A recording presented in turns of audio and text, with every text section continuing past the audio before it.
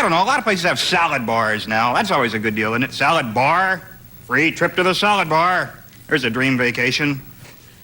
Johnny Carson hosted thousands of comedians and performers during the 3 decades he ran The Tonight Show, and most of them were entertaining enough to fill 7 minutes. But some guests bombed so hard you could feel the secondhand embarrassment through the screen. Moments where Carson himself couldn't save the segment no matter how hard he tried. Sometimes these guests were nervous, sometimes their delivery was terrible, and sometimes they just weren't funny at all. These are the 10 most unfunny guests that ever appeared on Johnny Carson. Lee Marvin. Don Rickles was guest hosting for Carson in the 70s while he was on vacation, and Lee Marvin came out as a guest. It should have been comedy gold because Rickles could make anyone funny, except Marvin came off guarded and completely uncooperative from the moment he sat down. Oh, you're leaving for Hawaii, Lee? Right after the show, yeah. Oh, that's wonderful. Huh? Okay. On vacation, Lee, or what? Maybe a picture, or what? No, I work on a boat over there. Oh. I'm a deckhand. I see. Well, don't laugh, folks. It's a funny business. One day you got the Academy Award, the next day you're saying, Charlie, throw the rope! But Lee, by the way, good, if you get a minute, Lee. Rickles kept tossing lines trying to provoke a playful response. That's his whole thing. But Marvin gave short-clipped answers and maintained this cool, detached demeanor that created long, awkward pockets of silence. By the way, are you happy with Prime Cut, your new film with Gene Hackman? Are these toughies, Lee? Hey, if I'm going too fast, Lee, you let me know. I've already done it. I did that a year ago. Oh, wonderful. Then we'll go on to something else. Marvin's ego wouldn't let him give the host anything to work with, and the crowd didn't find it funny. They found it uncomfortable. That's the difference between being a tough guy in movies and being a tough guy on a comedy show. Peter O'Toole. O'Toole's first appearance was famously strange and uncomfortable. He showed up drunk, and not the charming kind of drunk, the bombing train wreck drunk. He'd start speaking, and it would be complete rambling nonsense, but he clearly thought he was hilarious. Everyone was rather quiet. Yes, we didn't fly today, and I wonder why we didn't fly today, yes. But didn't you tell me you... It's all becoming clear. That you flew on a helicopter today? I was in a helicopter today, being bounced up and down by some very nice gentlemen about 3 feet from the ground, but not yesterday. But Friday the 13th is Today.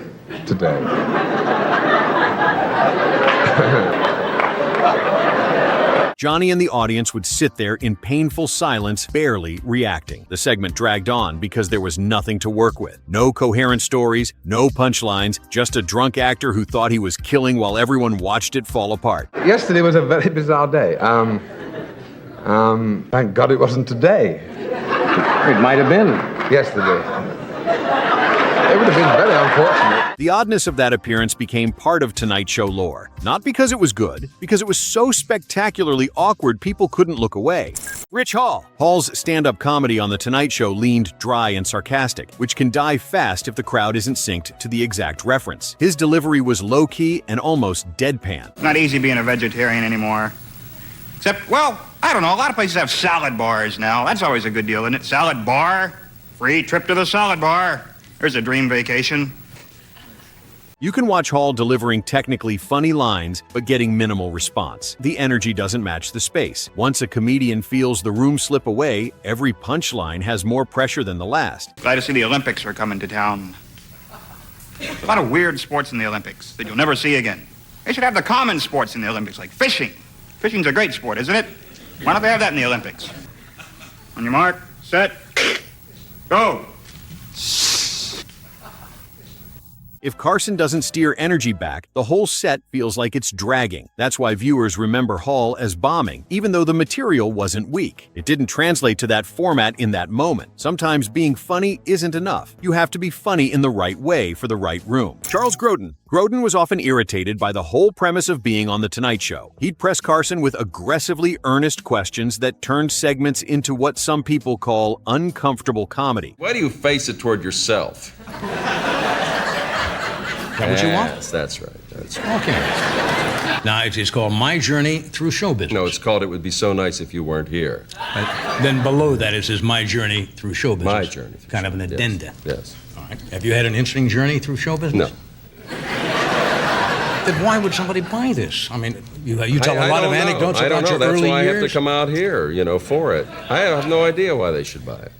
No, that's the thing that I'm most proud of that I've ever done in my entire career. Now we're getting something. All right. Grodin would blatantly taunt and offend Carson on his own show while millions of people at home watched and thought it was funny. He'd continue on after this, question Carson and his show, asking if he really cared about his guests or anything that didn't involve TV. Really? Of course I am. You really care? Yes. What do you care about?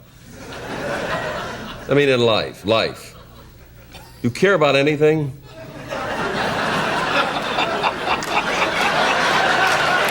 Carson played along at first, but his patience visibly began to disappear as the segment continued. He began to get so frustrated with his questions, he'd lash out in front of the audience. Johnny was seemingly tired of the subtle disrespect coming from Grodin disguised as comedy. The audience often didn't find him funny either, with scattered, confused laughs. Viewers wrote angry letters to NBC calling him disrespectful. The problem with being too committed to an anti-comedy bit is it stops being funny and becomes annoying. Chevy Chase. Chase's fundamental problem on Carson was that his funniest gear was physical comedy and sarcasm, but the talk show couch specifically rewards warmth and quick conversational improv skills above everything else. When Chase's energy turned prickly or defensive, the audience would stop laughing immediately because it felt genuinely tense and uncomfortable, instead of playfully antagonistic the way good banter should feel. There's a famous brutal Carson quote where Johnny said Chase couldn't ad-lib a fart after a baked bean dinner. That's pretty harsh public criticism coming from Carson, who usually kept his real honest opinions about guests completely private and never said anything negative. Carson was essentially saying in public that Chase needed absolutely everything prepared and scripted in advance and couldn't do spontaneous riffing the way genuinely good natural talk show guests do without even thinking about it. And you can absolutely see this limitation play out clearly in Chase's various Carson appearances if you watch them knowing what to look for. When things went off script even slightly or in unexpected directions, he'd visibly get uncomfortable and awkward. The charm and confidence would disappear completely. He'd reach for sarcasm that came off as genuinely mean and cutting instead of funny and playful. The audience would go noticeably quiet with that specific silence. That means people don't know how to react or whether they should laugh. Critics and retrospectives consistently pointed to awkward, uncomfortable pauses in his show and monologues that didn't land with audiences and segments that felt stiff and uncomfortable to watch.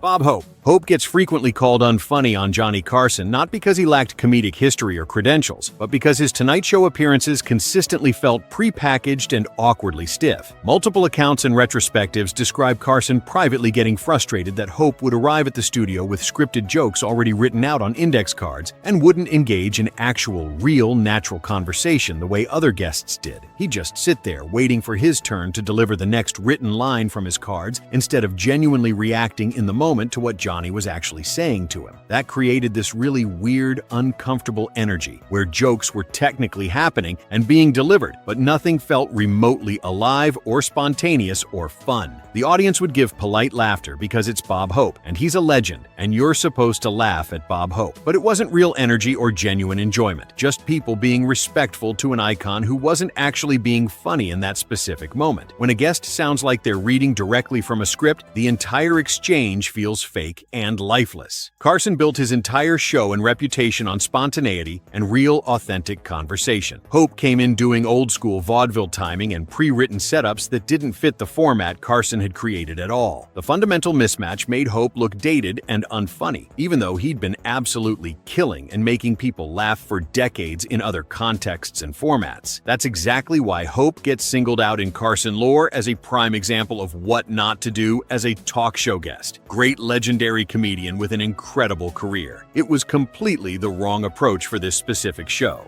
Rich Little. Little's strongest material was doing rapid-fire celebrity impressions, and that's also precisely why so many people called it unfunny and tedious. It felt like sitting through a long, endless string of different voices without any actual punchlines or jokes underneath. The main joke was just, listen how accurate this sounds, which only works if the audience instantly recognizes who's being mimicked and cares about that person. If they don't immediately know the celebrity being imitated or the reference is too dated or or obscure. The room goes completely quiet because there's literally nothing else there to laugh at. No actual joke structure underneath the impression, just pure mimicry and imitation. That recognition dependency is exactly why impression-heavy guests consistently get labeled as flat and boring by viewers, even when the technical skill involved is genuinely impressive and took years to develop. You're watching someone show off their vocal technique instead of actually making you laugh or telling jokes. Little's long Tonight Show run eventually ended badly after he did a Carson impression on the show that Johnny and his lawyer apparently believed was personally offensive and crossed a line. Whether it was actually offensive or just Johnny being overly sensitive about being mimicked on his own show depends entirely on who you ask, but the bookings definitively stopped after that incident. The bigger underlying issue was that Little's act had a very limited shelf life. Once you've heard all the voices and impressions, there's no compelling reason to watch him again. He's doing the same thing every time. Impressions without actual comedy writing are just party tricks, and party tricks get old extremely fast on television where people want substance.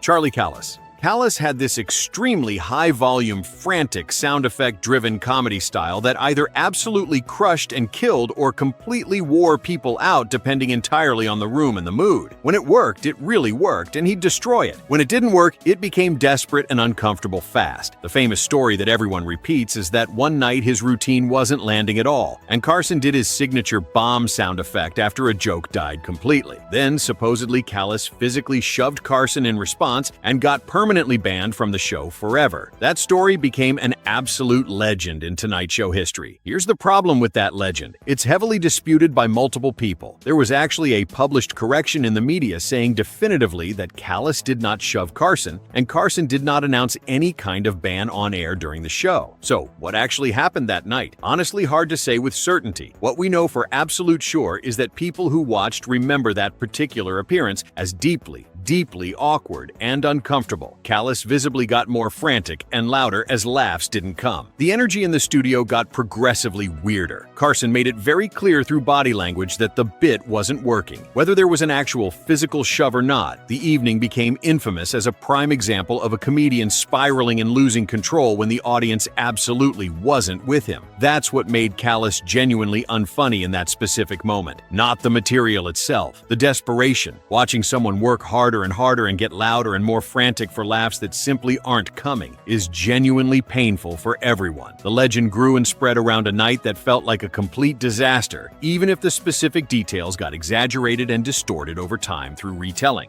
Johnny Carson himself. Carson's bombs are remembered because he didn't panic when they happened. He often made the failure itself the joke. There are surviving monologues where punchlines get little to no reaction, and Johnny openly acknowledges it, riffing on the silence instead of pretending it didn't happen. In one well-known example, he pivots into a physical bit after the room stays quiet, turning embarrassment into a new laugh opportunity. And in other clips, you can see even Carson sometimes hits a stretch where joke after joke doesn't lift and nothing's working. The audience sits there politely waiting for something to land. That's exactly why Carson bombing became its own kind of legendary late-night moment. Even the master had nights where nothing worked. The difference is, he knew how to acknowledge it and move on. Most guests couldn't do that. They'd panic or get defensive or work harder. Carson would just shrug and make the bomb part of the show. That's what separated him from everyone else who bombed on his stage.